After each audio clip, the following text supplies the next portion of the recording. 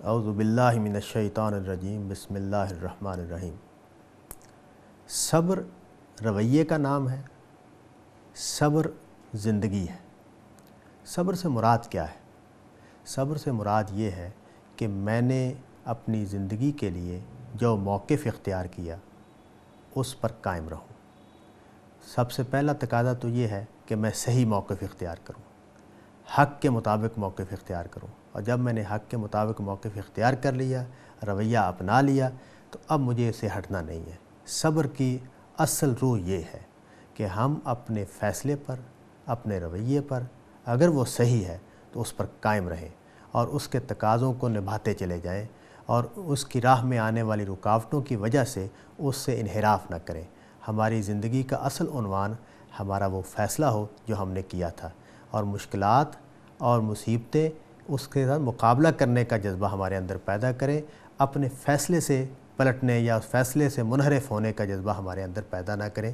اگر ہمارے فیصلے میں جان ہے تو یہ صبر ہے، اور اگر ہمارے فیصلے میں جان نہیں ہے تو یہ بے صبری ہے۔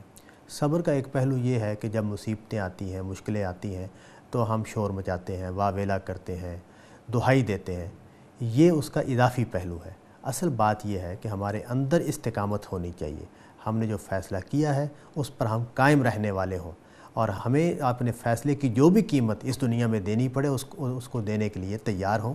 صبر کی اصل حقیقت یہ ہے۔ ایک اعتبار سے دیکھیں تو یہ دین کا تقاضا بھی ہے۔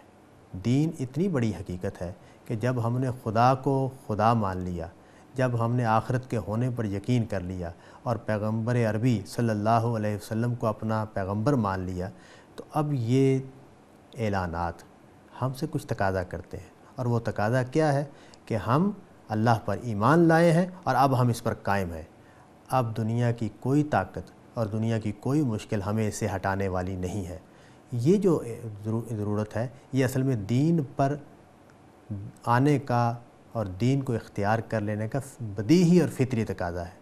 اگر ہم صحیح فطرت پر ہیں اور صحیح حقیقت پر ہیں تو پھر لازم ہے کہ ہم جب یہ اعلان کر دیں کہ ہم ایک خدا کو ماننے والے ہیں اور ہم ایک پیغمبر کو ماننے والے ہیں اور ہم آخرت پر یقین رکھنے والے ہیں، تو اب ہمیں کوئی چیز اس سے ہٹانے والی نہ ہو، اور ہر مشکل اور ہر مصیبت ہمیں اس میں آگے بڑھانے میں مددگار ہو، ہمارے صبر کا امتحان کرے، لیکن ہمارا صبر ہمیں اس مشکل سے پار نکلنے میں کامیابی کا راستہ دکھائے، اور ہمیں خدا کی رضا کے لیے جو ہم نے سفر شروع کیا تھا وہ منزل ہمیں نصیب ہو۔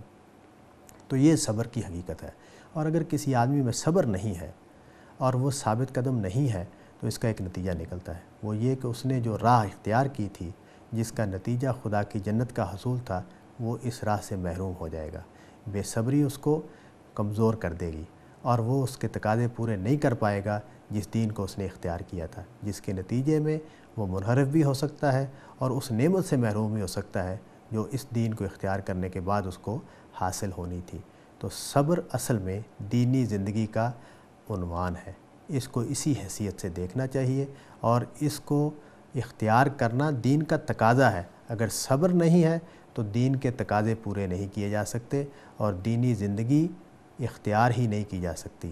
صبر ہوگا تو ہم دینی زندگی کے تقاضے پورے کریں گے، دینی زندگی کو اختیار کیے رکھیں گے اور اس انجام تک پہنچیں گے جو دینی زندگی کا انجام ہے، اور جس کے لیے صبر زاد راہ بھی ہے اور منزل کی طرف رہنما بھی ہے۔ وآخر دعوانا ان الحمد للہ رب العالمین۔